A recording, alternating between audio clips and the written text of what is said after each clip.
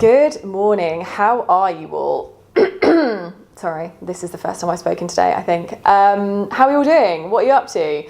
It's been a while since we just had a bit of an actual chat. I feel like the last two videos I've done have been quite serious, soul-searching videos, and they've been quite intense. So this is going to be a much less intense, chilled out video. So forgive my basic pajama type appearance and chilled out look. Feel free to grab a tea also. I know a lot of you have been asking questions about what I'm actually doing with my life, and it's really hard to explain on an Instagram Q&A or a 30-second reel or TikTok video what I'm actually doing. So I wanted to film a video to really talk about what my day-to-day life looks like, how that came about, how I got into this consultancy role, what I'm doing, and then a little bit about life in Dubai. So those of you who've been following this story on socials know that I left IM in around April of last year and moved into the consultancy space. But what actually is the consultancy space? This is an excellent question because what I'm doing is not the typical consultancy space, and I'll explain that a little bit more. Generally, when people spend as much time as I have in private practice, i.e. their 5 to 6 years PQE, they move into legal consultancy.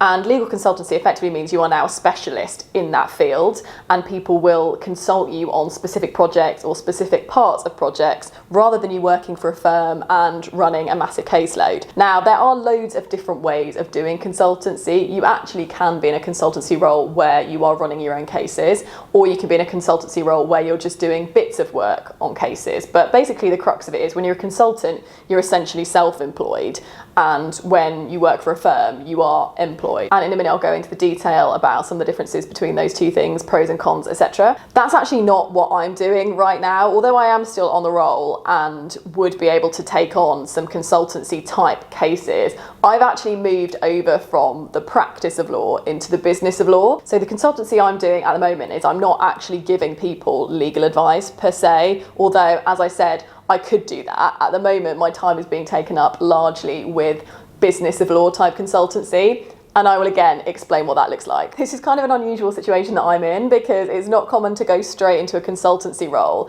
in something that hasn't actually been your main profession, which is what I'm doing. Those of you who follow me for a long time on social media will know that I've always been very interested in the business side of law, basically how businesses deliver legal services, so the technology side of things, data, culture, all of those type things. And that sort of stuff you don't tend to get as much exposure to when you work in a big firm. When you're a fee earner in a big firm, essentially your job is to provide legal advice to your clients. You don't actually get that involved in how the business is run. And I've always been really interested in that. So I was quite keen to move into that space, and that's effectively what's happened. How I managed to do that was largely through building the network that I built on social media. You guys who followed me for a while will know that I've been pretty active on social media since I launched LAB back in 2017, and through that activity I've managed to build a lot of connections in the UK and in many other countries, and people who have engaged with the content and really like the content that I've produced have got in contact with me and said, we'd really like you to come and work for us. So primarily I'm working for one client at the moment who I met through social media, and their business is a non-for-profit business, which is basically for the benefit of general counsels of large corporate in-house teams to talk about digital transformation and better facilitate digital transformation within their company and others. And what I'm doing with them is I'm consulting mainly on their creative strategy and creative content that they're producing. I will do a separate day in the live video, if you like, to talk about exactly what that looks like and kind of how I structure my days.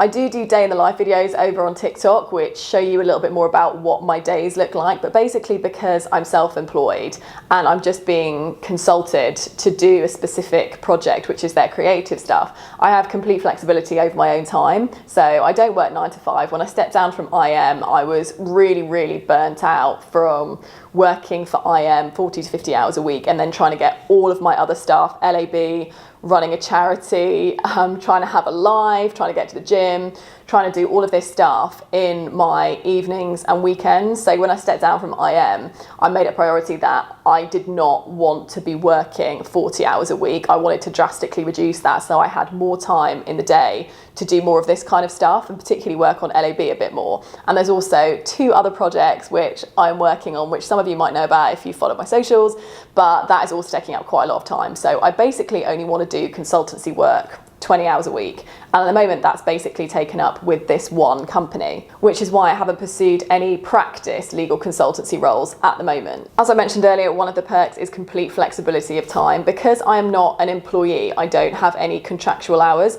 I'm basically contracted to deliver the project, and I can do that wherever, whenever I want to, which allows me to be over here because it's completely remote, completely flexible. I can work whatever hours I want pretty much. There are certain meetings that I have to attend and certain times where I'll be requested to be available, but more or less I'm the complete master of my own time. I charge by the hour for the work that I do, which means that effectively I get paid for the work that I put in. That's very different to private practice, where you may end up doing serious overtime, but your salary won't change. You might be eligible for a bonus, but it won't be anywhere near what your actual hourly rate is for the time that you went over. So for me, I get a lot of motivation by knowing that every hour that I put in, I'm actually seeing that on the bottom line at the end. And I also get paid weekly, which is amazing. So I know that all the hours I put in that week, by the following Tuesday, I'm going to see that actually in my bank account, which I just find so much more rewarding and so much more motivating. Another thing that I love about consultancy is the nature of the relationship. Because you're being consulted as an expert, effectively they're taking advice from you. So the business says what they want to achieve, and then you tell them how to achieve that and what you need to do and what you need from them in order to achieve that goal. It's the complete opposite of the employee relationship, where you're effectively given targets. You're told that you have to achieve X, Y, and Z. You're told when you need to work, what your deadline is, what you need to deliver, and you're chased if you don't achieve that. It's almost the opposite way around when you're a consultant, because you're the expert, and I just love that very mature relationship. No one's chasing me for things. No one's saying I need this by this time. No one's saying this is your target that you have to achieve. It's a much more mature relationship where you have a discussion about what the business needs are, and you come up with those targets together almost. And it's just a whole lot more fun and less stressful being in that kind of relationship where you have the absolute freedom to communicate with the people you're working with at any time and change the goalposts if you think that's the right thing to do, or discuss new ideas. It's not a case that you are just told what you have to do and you just have to do it without question. I've also got the freedom to take on as much or as little work that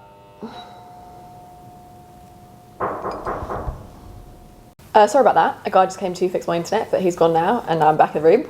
Another thing I was going to say that I like about consultancy is the complete flexibility of how much you want to work. So you can kind of cap your hours as you see fit. So if you've got multiple clients, you can say, I'm only going to work 2 or 3 hours a week for this client, or 10 hours a week for this client. Or if you just want to set yourself an hours cap, like I did, basically, to allow myself time to do other things, I can say this is the maximum amount of work that I will do this week, or the maximum amount of hours, and that's the agreement. So it's just a much more mature relationship, and I much prefer it. But there are some downsides to being self-employed and being a consultant, definitely.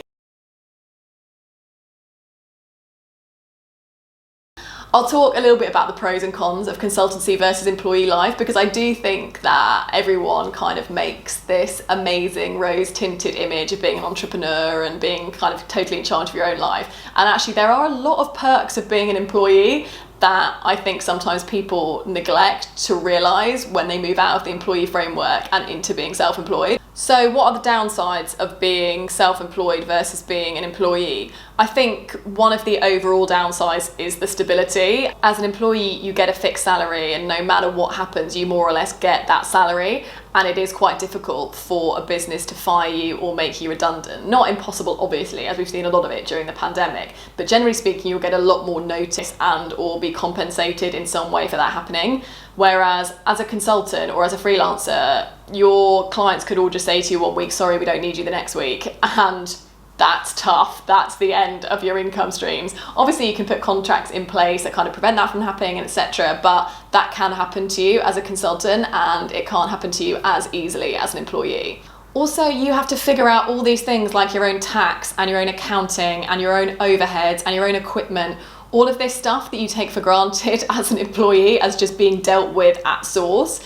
and you're basically just in control of doing your job. That's your only responsibility as an employee. When you become self-employed, you're literally responsible for everything, and you don't like have a secretary there to help you sort it all out. So suddenly you're like, do I need a work phone? Oh my God, how much money do I need to put aside to pay tax? Do I need to set up a business bank account? All of this stuff you need to figure out yourself when you're self-employed, and actually those are costs which do mount up. So when people say they're kind of charging an hourly rate of X, which sounds incredible, don't forget that like all of those overheads are coming off that at the end. So you can't just equate what someone is earning as an employee to what someone is charging by the hour and times that by the number of hours, because that's just not how it equates at all.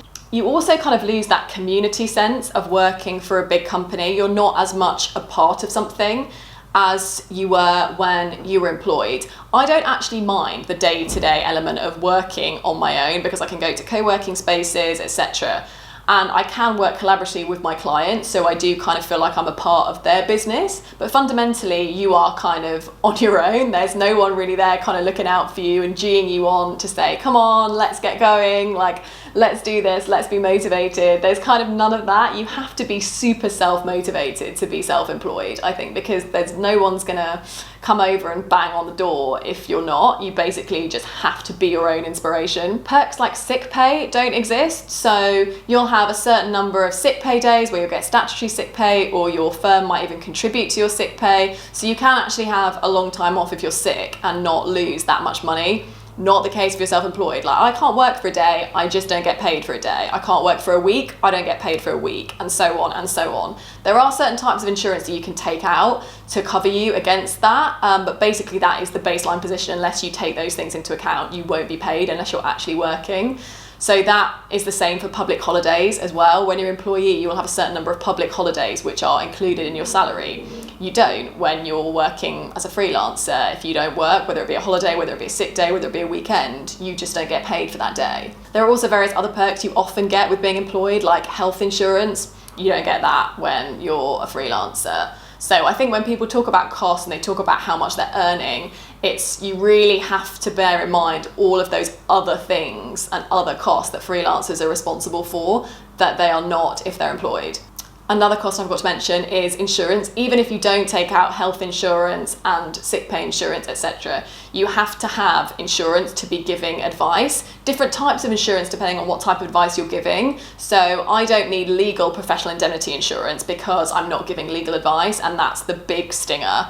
But I do have to have some kind of insurance to insure me if I cause any damage to the businesses which I'm working with. So that's another big expense, surprisingly big expense actually. That's just one thing to consider if you're going freelance and you're looking at how much you could charge by the hour versus how much you're currently being paid as an employee. It doesn't equate like that. There are so many more costs you're responsible for as a freelancer. That's all for part one of this video. In part two, I'm going to talk a lot more about Dubai and the practicalities of working over here, living over here, costs, etc. And of course, I will do an apartment tour. So see you again for part two. But in the meantime, have a great day and I'll see you next time.